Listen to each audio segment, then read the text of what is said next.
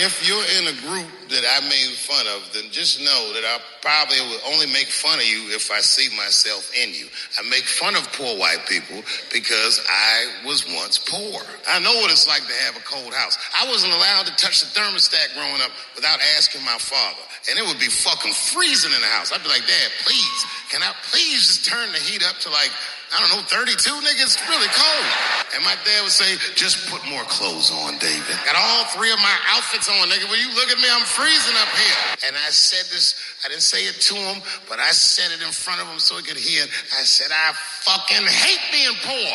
And my dad got really upset. You are not poor. He said, poor is a mentality. He said it's a mentality that very few people ever recover from. Don't you forget it, son. You are broke. Good morning. It is Monday, April the 3rd, and this is The True Conservative. Welcome to all the butchers, bakers, and candlestick makers out there. I'm Ron, your host, and the only true conservative in the United States today. So today, after the Serenity Prayer and the Star-Spangled Banner, we'll have no free lunch, Stuart-Varney, fundraising gold, Dean is a fundraiser, Donald Trump sues, emotional manipulation, the rape of the mind, and George Lakoff. All that and more when I get back.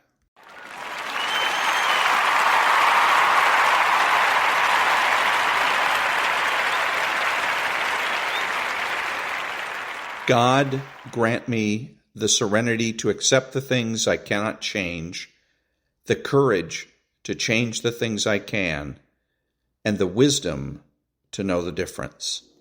Amen.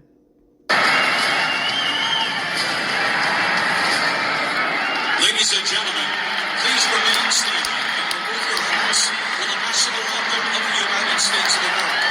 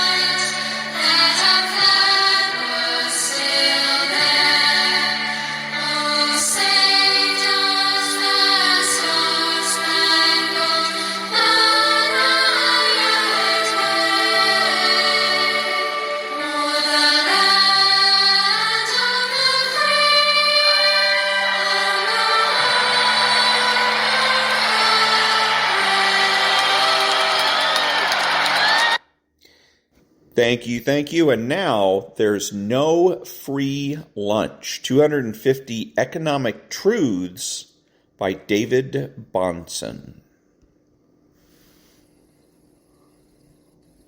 Private property. If history could teach us anything, it would be that private property is inextricably linked with civilization. Ludwig von Mises. One of the great achievements of the collectivists has been to frame discussions of private property around an implied greed of the holder. Putting a negative connotation around private property puts their defenders on the defensive, when in fact the existence of private property and a system that defends and enables and cultivates private property is demonstrably necessary for a functioning civilization. History leaves us no doubt. Where there is no private property or legal system to defend such, chaos reigns. Where there is a healthy respect for the God-given concept of private property and private ownership, a flourishing civilization becomes possible. And that was There's No Free Lunch. Back in a minute.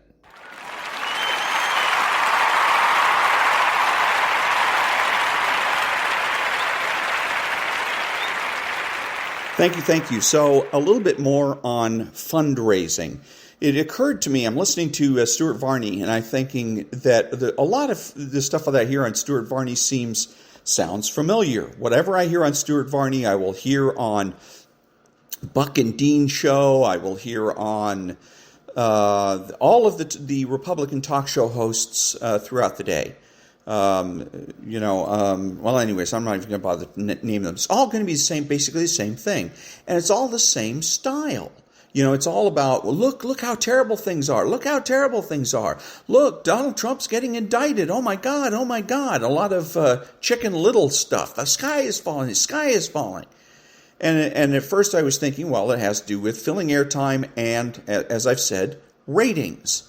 But I think that there's another purpose. Ratings definitely want to fill airtime without a doubt, but I think there's another purpose. I think that there is, if not an explicit, then certainly an implicit agreement with the Republican Party that these Republican talk show hosts, whether they're radio or television, are going to do what they can to stir people up so that the RNC can send us emails saying, oh my God, things are terrible, send us money so we can elect Republicans and make things better again. So that's something to consider. Back in a minute.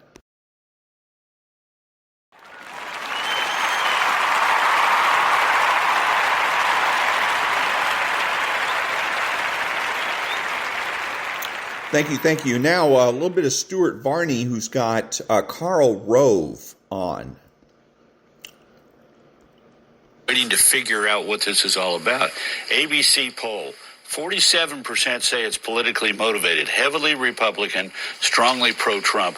32%, however, say it's not political, and 20% say they don't know. So we have 52% of the electorate saying either this is not politically motivated or we're waiting to figure it out. And that's crap. It's a lie. This is Karl Rove. He knows better.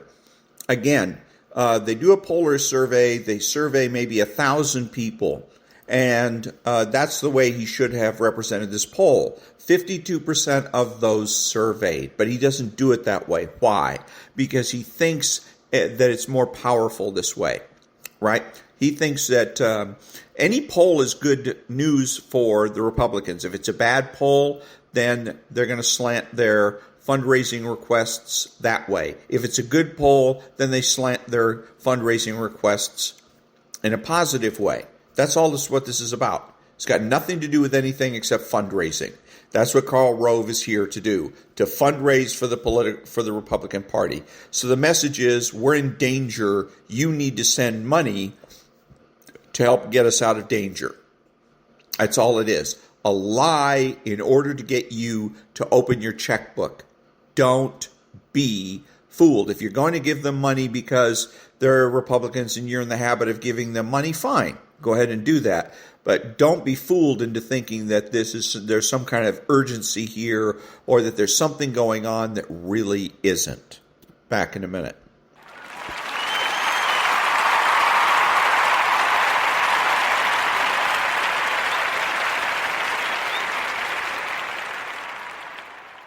Thank you. And now the next part of the all-new Don't Think of an Elephant by George Lakoff, Ph.D.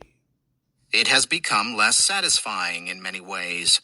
The most obvious is that the productive economic system produces less wealth. It doesn't pay enough for a satisfying life for many of our citizens.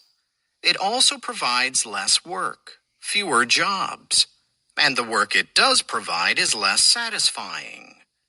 Satisfying work is about pay and working conditions, but also about skilled work that is useful and that people feel good about doing. This work needn't be very high-paying or glamorous, just satisfying. Here are some professions of people I know who have found ways to have satisfying work lives. Carpenter, gardener, barber, cheese salesperson, baker, mechanic, office manager, tailor, house painter, chef, tea room server, school teacher, house cleaner, and so on. They are not professionals, not lawyers, doctors, computer scientists, chemists, biologists, or finance professionals, nor musicians, movie actors, or professional athletes. Just folks. They can be well-educated, functioning citizens, good parents. However, fewer and fewer people manage to have such satisfying work lives, and fewer people are managing to get a real education and function well as community members and parents because of harsher working conditions. There is a structural reason for this. Remember that companies tend to have two kinds of employees, the assets and the resources. The assets are senior managers and necessary creative people. The resources are people who are interchangeable, who are hired at the lowest possible skill level, the lowest pay and benefit level, and minimally acceptable working conditions such as employment guarantees, pensions, medical care, a pleasant work environment, few, if any, sick leaves and parental leaves, little choice in work times, few, if any, raises or bonuses, and so on.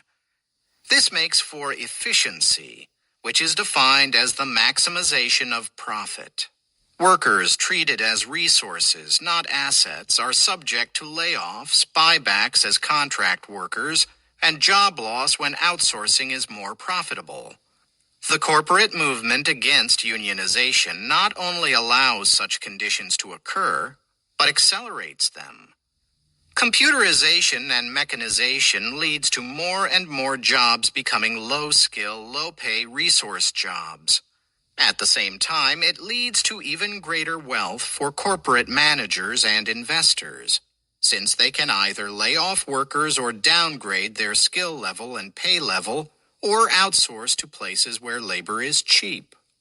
That tendency is driven by investors' demand for greater and greater reinvestment returns, and the drive for managers to become part of the reinvestment wealth class by increasing their wealth. Since corporate managers manage corporate wealth, they can get a greater share of that wealth. Those in a corporation who control where the corporation's money goes can gather to themselves more and more of the corporation's wealth, leaving less for workers who create that wealth. Are ordinary liberal economic solutions inadequate? Liberals regularly propose measures set within classical liberal economic theory, raising the minimum wage, massive programs for rebuilding infrastructure, better safety nets, early childhood education and better education in general, better health care, and so on. These would help ease the pain on the non-wealthy, and that is a vitally important thing to do. But can liberal economic measures alone overcome runaway accumulation for the rich and runaway loss for the non-rich? And that's the one more. Next time will be the final part of Chapter 8 from Don't Think of an Elephant. And again, all of this sounds very impressive, and it can be intimidating if you're conservative or would be conservative. And you got to remember, he's supplying a lot of details, but not necessarily supplying any facts. Back in a minute.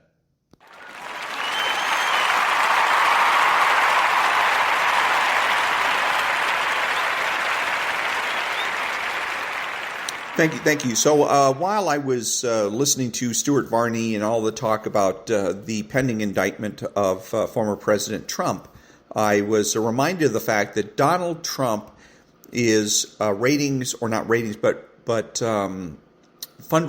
gold for the Republican Party. I believe that's the only reason he hasn't been kicked out of the party outright. You know, I know there's a lot of people in powerful positions in the party that want him gone. And so why didn't they kick him out? Because he's fundraising gold. No matter what he's doing, whether he's keeping his promises or he's getting indicted, money, money, money, money. I mean, look at all the people that have closed ranks. One of his opponents, Ron DeSantis, was out saying, that this was a politically motivated, etc. All the people in the Republican Party are saying that this is politically motivated. Why? Because they are raising money for the Republican Party. That's one of their jobs, is to raise money for the Republican Party. So again, Donald Trump is fundraising gold, and he owns. And by the way, that means he owns the party. There's a rule now, apparently, by the Republican National Committee that says that unless a candidate swears to support whoever it is that's nominated, they're not going to be able to get on the debate stage. Well, Donald Trump could just blow them off and say, or go back to them and say, look, you want to keep me off the debate stage, then I'm simply going to run as an independent, and I will take all the fundraising dollars with me, and you guys will end up with nothing. Say, he's in a tremendous position of power, and unlike a lot of people, Donald Trump has the guts to use it. Back in a minute.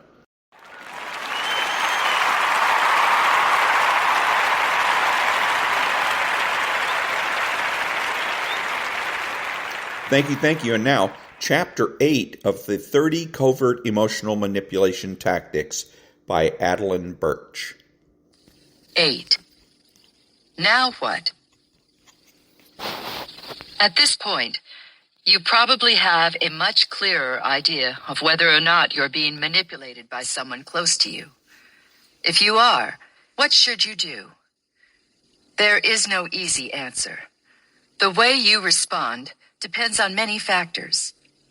Is the person who is manipulating you a pathological manipulator who has no other way of relating to others? Or is it someone who uses manipulation from time to time to get some need met, and who could learn a better way to go about it? What is your relationship to the manipulator? How detrimental is their manipulation to you? What have the consequences been to the relationship and to your psychological well-being?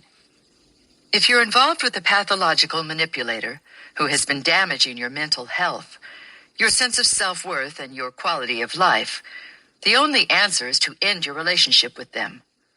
That might not be easy to do. You might be married to the manipulator and have children together. But there is no other answer if you're truly dealing with a manipulator who has a personality disorder such as psychopathy or narcissistic personality disorder. Seek therapy with a mental health professional who has expertise in abusive relationships and the trauma that results, or contact your local domestic violence organization for help. Emotional manipulation is abuse.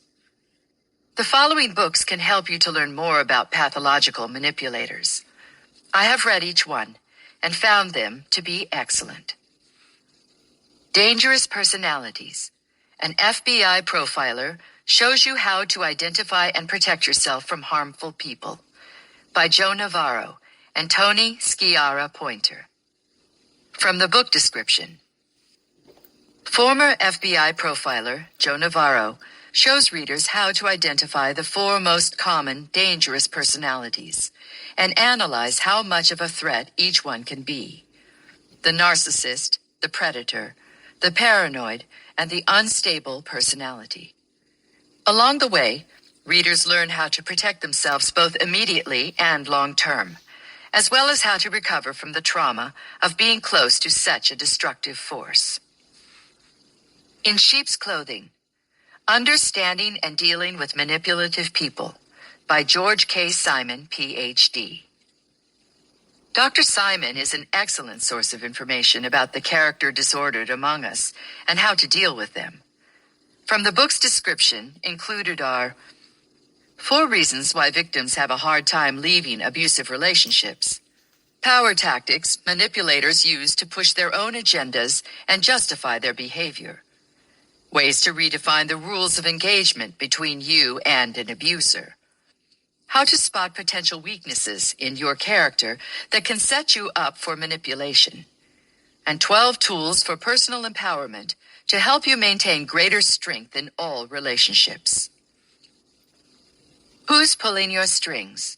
How to Break the Cycle of Manipulation and Regain Control of Your Life, by Harriet Breaker, Ph.D. This is a book everyone should read. The author teaches the reader how to handle many different types of manipulation.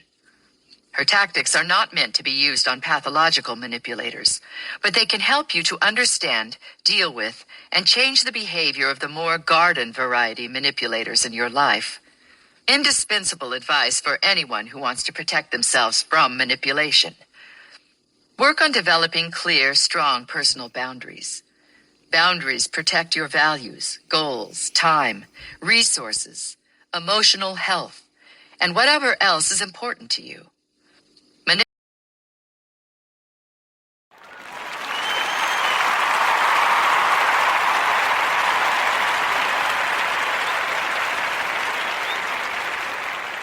Thank you. And now, the rape of the mind. In psychology exploration of the boy's breakdown and depression, his dreams gave us a clue to his long-buried aggressive fantasies against his father, whom he had symbolically killed in his dreams. The sense of guilt about this unconscious infantile hostility had weighed more heavily on his conscience than the possibility of being guilty toward his fellow partisans. A conscious understanding of what his difficulties had been, plus renewed military activity, did much to help him cope with the conflicts that tortured him. But other unwilling traitors were less fortunate. When finally they realized the enormity of their betrayal, several of them became psychotically depressed, and some even committed suicide. The law of survival versus the law of loyalty. The prisoners of war in Korea who gradually gave in to systematic mental pressure of the enemy and collaborated in production of materials that could be used for communist propaganda, albeit tentatively and for only as long as they were in the orbit of the enemy, followed a peculiar psychological law of passive inner defense and inner deceit, that when one cannot fight and defeat the enemy, one must join him. A. Freud. Later, a few of them were so taken in by totalitarian propaganda that they elected to remain in China, in the totalitarian orbit. Some did it to escape punishment for having betrayed their comrades. Man cannot become a turncoat without justifying his actions to himself. When Holland surrendered to the German army in 1940, I saw this general mechanism of mental surrender operating in several people who had been staunch anti-Nazis. Maybe there is something good in Nazism, they told themselves as they saw the tremendous show of German strength. Those who were the victims of their own initial mental surrender and need to justify things, who could not stop and say to themselves, hold on here, think this out, became the traitors and collaborators. They were completely taken in by the enemy's show of strength.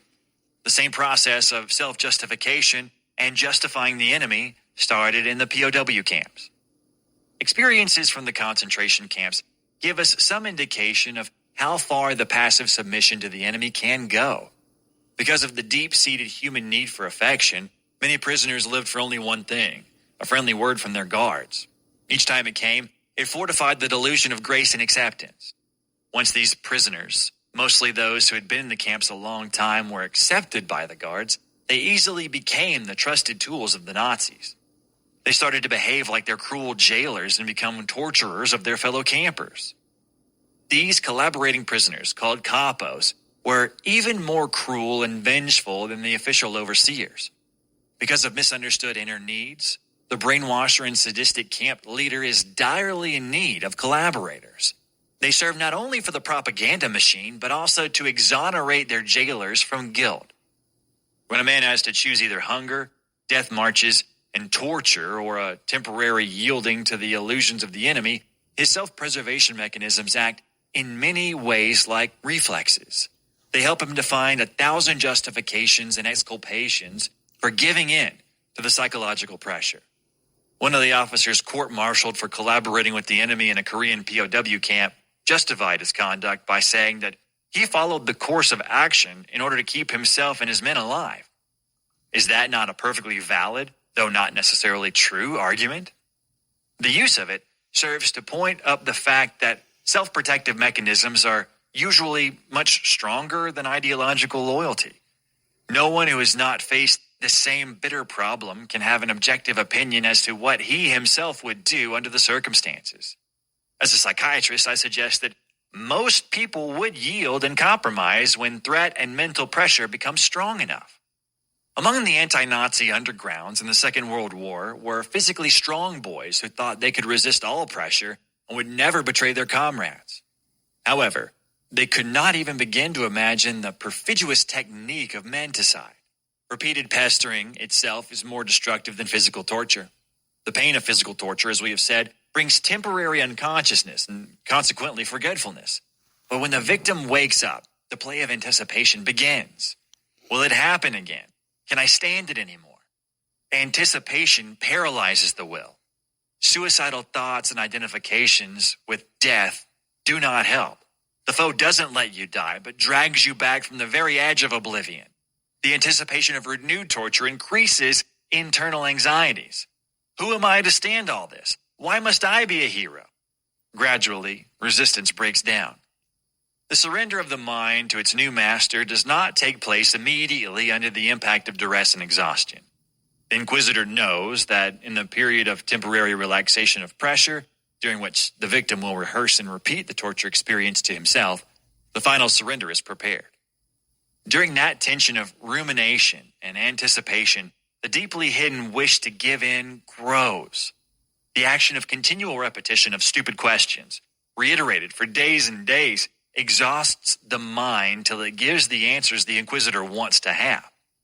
In addition to the weapon of mental exhaustion, he plays on the physical exhaustion of the senses. He may use penetrating, excruciating noises or constant, strong flashlight that blinds the eyes. The need to close the eyes or to get away from the noises confuses the mental orientation of the victim.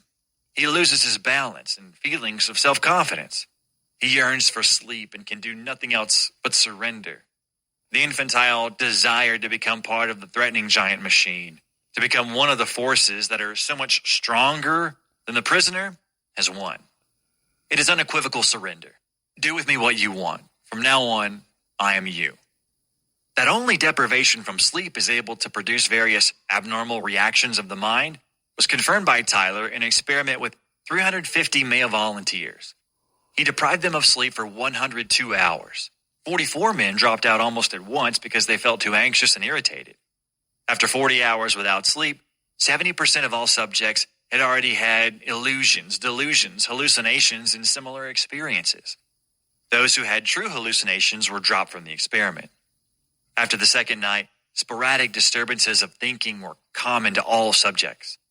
The participants were embarrassed when they were informed later of their behavior.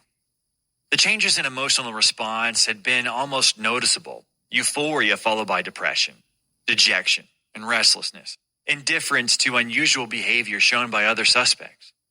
The experiment gave the impression that prolonged wakefulness causes some toxic substance to affect brain and mind. Only the few strong, independent, and self-sufficient personalities who've conquered their dependency needs can stand such pressure or are willing to die under it. This ritual of self-accusation and breastbeating and unconditional surrender to the rules of the elders is part of age-old religious rites. It was based on a more or less unconscious belief in a supreme and omnipotent power. This power may be the monolithic party state or a mysterious deity. It follows the old inner device of credo quia absurdum, I believe because it is absurd. A faithful submission to a super world stronger than the reality which confronts our senses. Why the totalitarian and orthodox dogmatic ideology sticks to such a rigid attitude with prohibition of investigation of basic premises is a complicated psychological question. Somewhere, the reason is related to the fear of change, the fear of the risk of change of habits, the fear of freedom, which may psychologically be related to the fear of finality of death.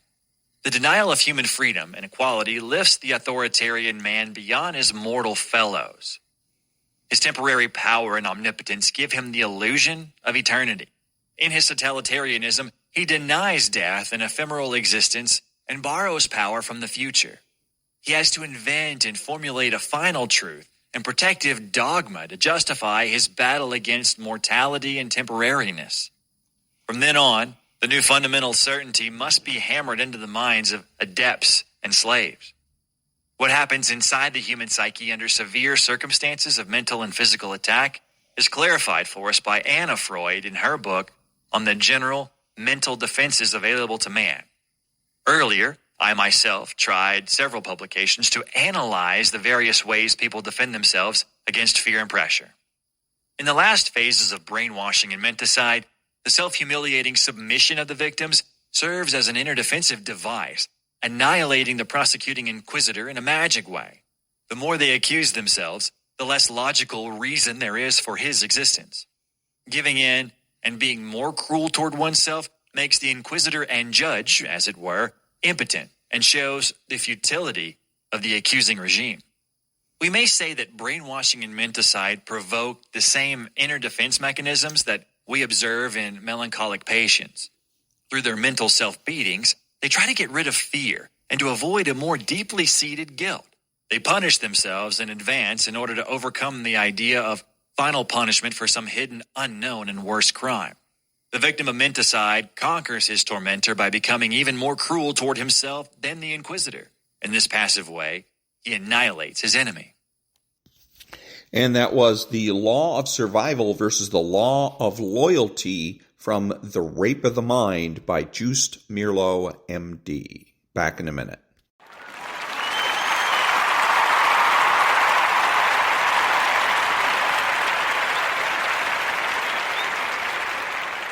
Thank you. Something else on the Donald Trump front here.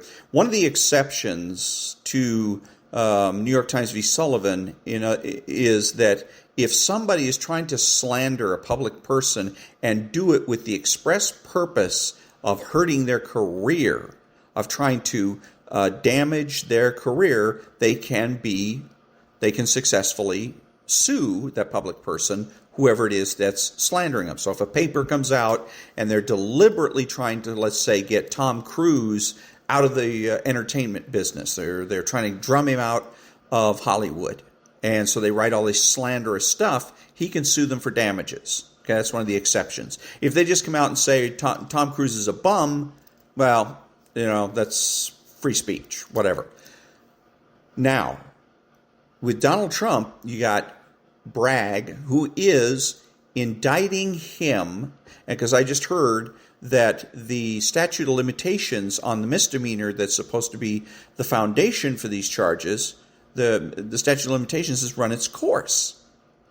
Now, it seems to me that after this, that DA Bragg is in a tough spot. I don't know why you'd want to bring these charges, because it seems to me that the only purpose for this is to damage Donald Trump's career.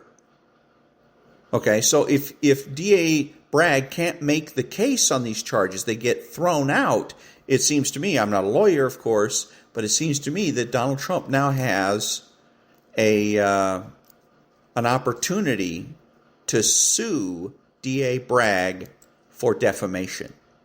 And if he does, I hope he goes ahead and does it, and I hope he's successful. Back in a minute.